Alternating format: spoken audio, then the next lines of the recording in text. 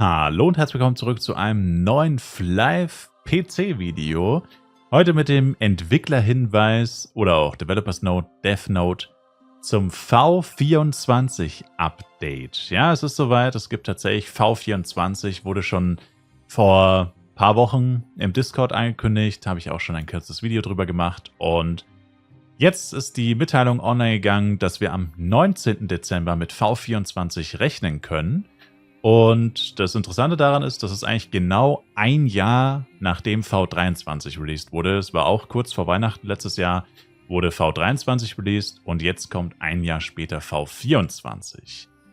Und V23 hat natürlich hier und da, ich meine wie jedes Update, natürlich Wünsche für weitere Änderungen und so offen gelassen. Ich meine, es ist ja immer so, egal wie gut ein Update ist, man will immer mehr. Und mich wundert es sehr, dass auch hier jetzt immer noch Wünsche offen gelassen werden. Immerhin baut das alles immer noch rückblickend auf V22 auf. Also da war ja die letzte Levelerweiterung und so weiter mit dem schwebenden Schloss. Und das, was mich damals so irritiert hat, ist, dass es kein neues Levelgebiet gibt nach dem Mars Dungeon. Kein richtiges Levelgebiet, ja, wo man normale Monster in Anführungszeichen bekämpfen kann. Sondern es gab halt nur dieses schwebende Schloss, wo im Endeffekt nur Bossmonster rumlaufen, die alle Minimum gefühlt, also ich glaube, die haben literally alle mindestens 300 Millionen HP. Da kann man zwar leveln theoretisch, aber es ist irgendwie trotzdem ein bisschen weird. Das hat halt mit dem normalen, herkömmlichen Flive-Grind und Leveln wenig bis eigentlich gar nichts zu tun. Und ja, sagen wir einfach mal so, wie gesagt, es bleiben immer noch Wünsche offen. Aber schauen wir es uns einfach mal an. Die Welt der Träume und Vorstellungen, willkommen zu Flive, dem romantischen RPG, wo man sogar durch die Lüfte fliegen kann. Wir sind voller Vorfreude und möchten euch das V24-Update namens Rampage vorstellen, welches einen neuen Schwierigkeitsgrad im Kolosseum enthält, einen neuen Modus Time Attack Kampf, um eure Erfahrungen zu erweitern. Als allererstes haben wir Job-Juwelen-System. Ein neues System wird eingeführt, welches es erlaubt, besondere Juwelen in Suits hinzuzufügen. Damit ist nicht das bestehende Juwelsystem gemeint, welches ihr bisher kennen solltet. Sobald es angewendet wird, wird das neue Job-Juwelen-System euch sogenannte Prefixes hinzufügen, basierend auf den Job des Charakters sowie Juweloptionen.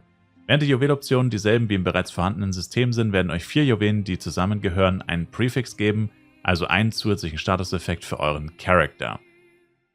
Also kurz zusammengefasst, im Endeffekt haben wir jetzt einfach Juwelen für Suits, also ähnlich wie das, was man in Waffen hat und so weiter, was man halt schon kennt, bekommt man jetzt einfach für Suits, was ich persönlich sehr interessant finde.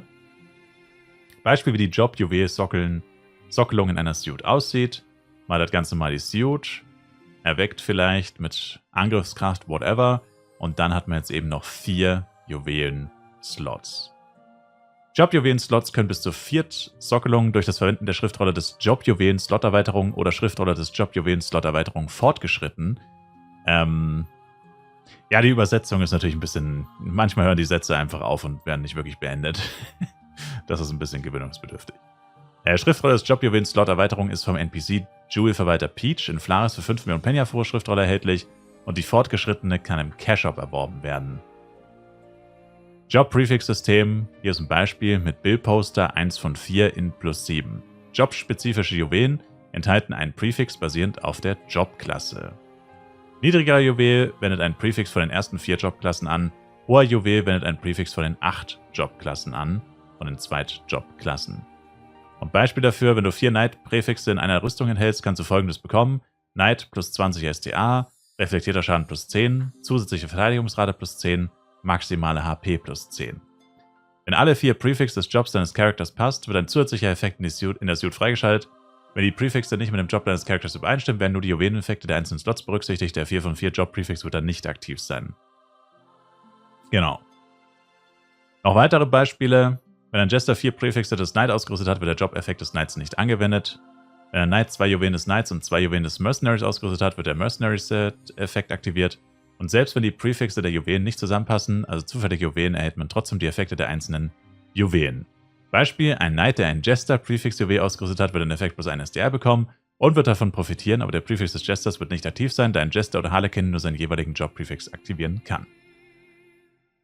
Also im Endeffekt ist es eigentlich relativ simpel. Jedes Juwel hat einen Effekt, auch wenn du es bei der falschen Klasse aktivierst. Aber jede Klasse hat noch einen zusätzlichen oder hat zusätzliche Klasseneffekte und die können nur aktiviert werden, wenn du bei der richtigen Klasse die Juwelen der richtigen Klasse einsetzt. Das ist eigentlich relativ simpel, würde ich sogar sagen. Nur ist es halt hier, wie gesagt, mit der Übersetzung und so ein bisschen immer teilweise ein bisschen kryptisch ausgedrückt, ein bisschen doppelt gemoppelt. Wie benutzt man die Jobjuwelen? Benutze die Schriftrolle des Jobjuwelen-Slot Erweiterung oder Erweiterung fortgeschritten, manuell Doppelklick oder über den Upgrade-Spezialist Bobo-Chan und Flaris für eine sichere Veredelung. Erweitern der Juwelen-Slots auf der Suit kann fehlschlagen. Verwendet das Item Schutzrolle des Juwelen auf Slots Aufwertung oder das sichere Upgrade bei Bobo-Chan, um eine Item-Zerstörung zu verhindern. Also es kann auch schief gehen. Das heißt, vom Prinzip her ist es dann eigentlich so ähnlich wie das normale Sockeln von einer Suit. Hinzufügen und Entfernen der Jobjuwelen-Option. Besuche Jewelverwalter Peach und Flaris, um Juwelen hinzuzufügen oder um sie zu entfernen. Das Sockeln der Jobjuwelen hat eine 90%ige Wahrscheinlichkeit, dass es klappt. Also relativ gut. Genau, und da sieht man jetzt ein Beispiel hier. Psykeeper PvE Damage, Jester Dex, Blade STA, Jester Dex. Also in dem Fall würde man höchstwahrscheinlich keinen Effekt bekommen. Der zuletzt hinzugefügte Juwel kann entfernt werden, sobald man das Item Schriftrolle des Jobjuwelen Entfernung verwendet.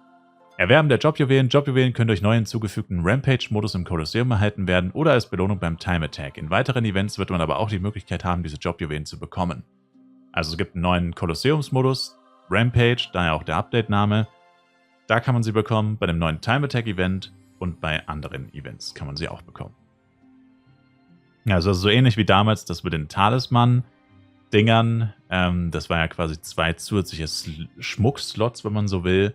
Und jetzt ist es so ähnlich. Jetzt hat man halt noch 4 zusätzliche Juwelen, die man in die Suit packen kann. Also man wird immer stärker. Außerdem auch cool, das ist immer geil, Inventarerweiterung. Das allgemeine Inventar, Item, das Pet-Inventar und das Kostüminventar wurden vergrößert, um euch Spielern die Möglichkeit zu geben, mehr Items zu tragen. Finde ich auch immer wichtig. Ich finde persönlich eigentlich bei jedem Update in jedem Spiel, das grundsätzlich so aufgebaut ist, ist auch Flive Universe und so. Jedes Update, wo neue Items hinzugefügt werden, muss zwangsläufig auch das Inventar vergrößert werden. Und wenn es nur 5 Plätze sind oder nur eine Reihe oder whatever, egal, eigentlich muss es wirklich immer dabei sein. Weil neue Items bedeutet, du hast weniger Platz irgendwo zur Verfügung. Und deswegen macht das einfach nur Sinn und finde ich definitiv richtig und wichtig. Dann bekommt Flive PC noch das neue Umwandeln von Power-Ups-System. Und zwar kann man Power-Ups in seelengebundene Power-Ups umwandeln, also Vitaldrink X umwandeln in einen seelengebundenen Vitaldrink X, um dafür zu sorgen, dass man weniger Inventarplatz verschwendet. Ein neues System erlaubt euch Power-Ups von handelbaren Status zu seelengebunden umzuwandeln. Seelengebundene Power-Ups können jetzt miteinander stacken, bedeutet 4 verschiedene Power-Ups mit demselben Namen, nehmen statt 4 Plätze nur noch 1 Platz weg, dadurch wird das Inventarmanagement erleichtert.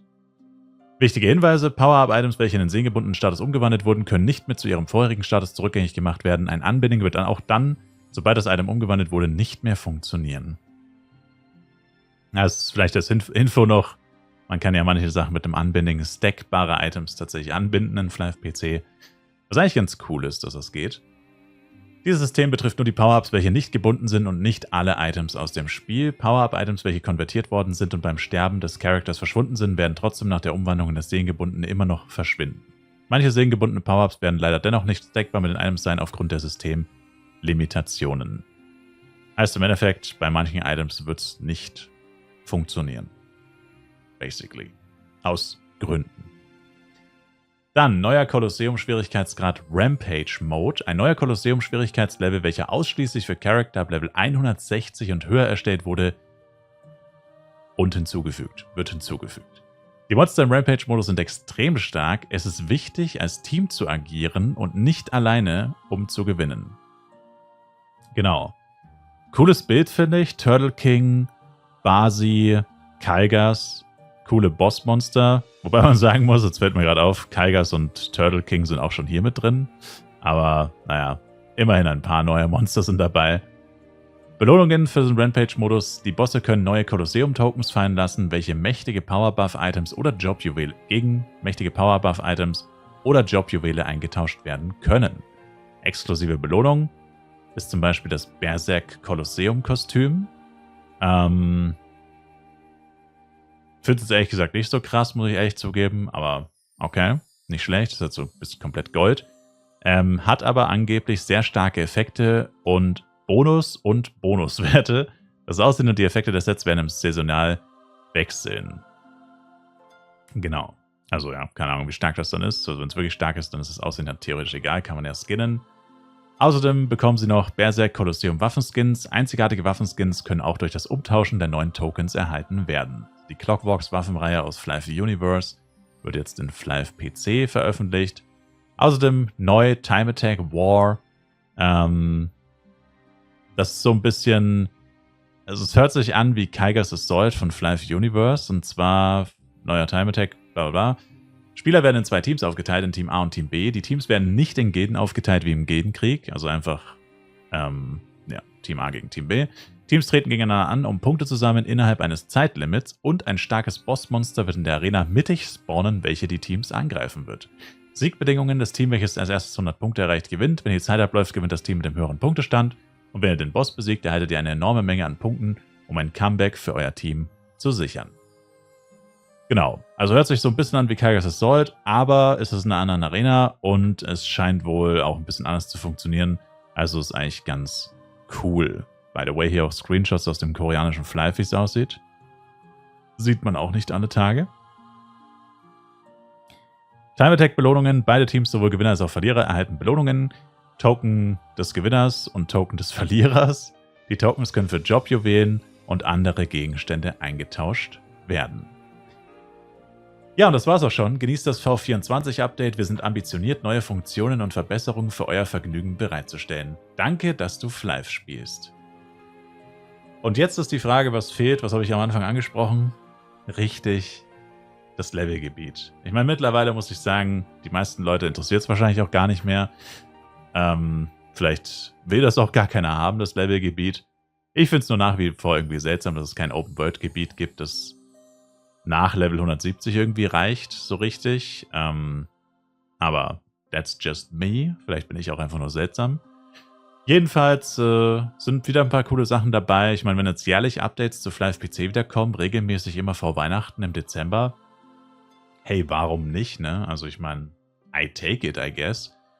Besser auf jeden Fall als keine Updates und es sind definitiv ein paar coole neue Sachen dabei. Immerhin sind auch wirklich 2 neue Spielmodi dabei. Das war beim letzten Mal nicht so. Da gab es letztes Mal gab es einfach andere Sachen, sagen wir es so. Gab es ja zum Beispiel neue Dungeon-Schwierigkeit für Tranok und so weiter. Also grundsätzlich schon cool, dass sie sich hier immer noch Mühe geben. Und ja, wie weit das natürlich die Wünsche der Community tatsächlich umgesetzt hat, das ist immer so ein bisschen fragwürdig. Hat ja auch immer jeder eine andere Meinung zu dem Ganzen. Aber wie gesagt, ich meine, wir sind an dem Punkt, wo man sich sowieso einfach nur noch freuen muss, dass überhaupt noch was passiert bei Flive PC. Und von dem her ist es auf jeden Fall cool, dass hier weiterhin Updates hinzugefügt werden. Ich persönlich, wie gesagt, würde mir halt wünschen, naja, Update im Sinne von Levelgebiet auch mal, neue Monster, einfach komplett neue Sachen, die es noch nie vorher gegeben hat. Und nicht nur Änderungen von Sachen, die es bereits gibt. Weil ich meine, das sind auch neue Sachen, keine Frage. Aber das ist halt nicht so exciting wie, naja, neue Monster, neues Levelgebiet und so weiter. Neue Städte, so. Das ist halt nochmal ein bisschen was anderes, würde ich sagen. Aber wie gesagt, das ist nur meine Meinung. Grundsätzlich auf jeden Fall cool, dass noch was kommt. Und wie immer sage ich danke euch vielmals fürs Zuschauen. Würde mich sehr über ein Like, Kommentar und auch ein Abo von euch freuen.